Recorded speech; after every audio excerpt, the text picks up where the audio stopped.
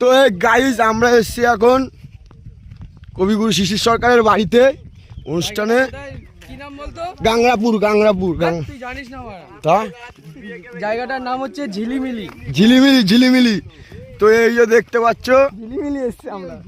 এই যে ভ্যাট গোপাল ভাই, ঠিক আছে, ফাঁকা মাঠে ঘাস খাচ্ছে, ঠিক আছে।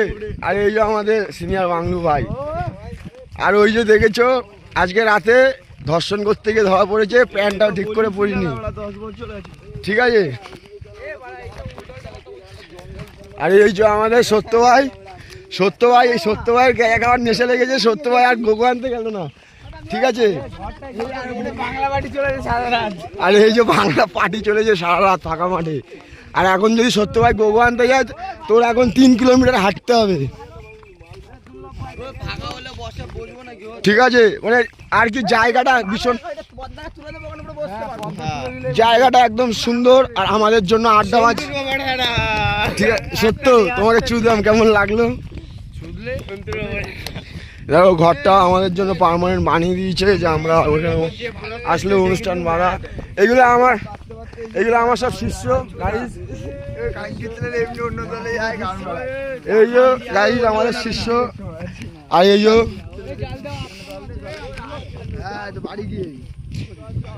মাংস ভাত আর ডাল।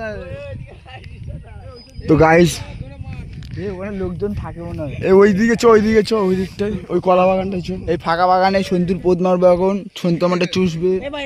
দাদা সন্তু ক্যামেরাটা ঘোরাও, চুষবে তো সন্তু তুমি আমারটা। কখনোই না, সকালবেলা কি হলো? এই যে সারা রাত চুষেছে সবারটা, মুখটা দেখো।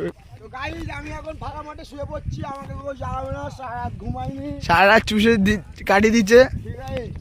এই গুড়িছে আর ভরপেট চোষা খেয়েছে। হয়েছে আর একটা গোবর নেশা।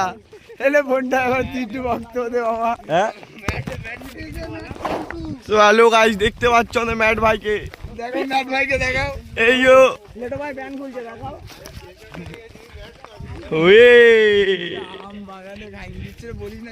এইটাই চলে, এইখানটায় কি ওই এই ঝুবিটাই বসে। হ্যাঁ এইখানটা বসে। হ্যাঁ ওই তো লম্বু গাছের তলায় বসে। ভাই ভাই প্রেম সে পারবি না কিন্তু আমার। এই এটাই বস ভাই। এ ম্যাডে আয় ভাই। এ ভাই স্যাটেল জায়গা আছে ভাই, গাছটা দেখেছিস ভাই? বাজ পড়েছিল ওরা।